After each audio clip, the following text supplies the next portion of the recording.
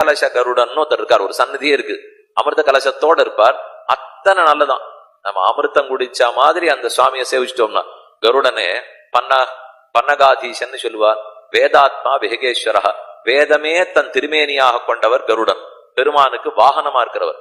அவர் போய் அவரிடத்துல கேட்கிறார், இப்போ நாகங்கள்லாம் எனக்கு அடங்கி இருக்கணும், அடியே உமக்கு வாகனமா இருக்கணும், நானே ஒரு புராண கர்த்தாவாக இருந்து உபதேசிக்க வேண்டும், 3 வரங்களை கொடுக்கணும்னு அவர் கேட்க, பெருமான் அந்த வரங்களை கருடனுக்கு கொடுக்கிறார்.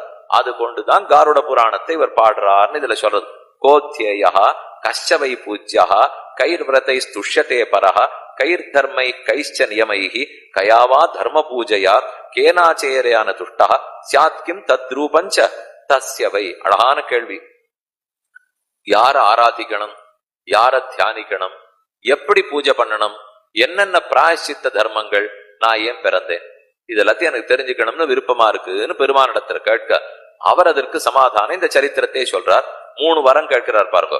தாஸ்யாத் விமோக்ஷயிஷ்யாமி யதாஹம் வாகனஸ்தவ மகாபலோ மகாவீர்யா சர்வஜோ நாகதாரணா புராண சங்கீதா கர்த்தா யதாகம் சியாம் ததா குரு.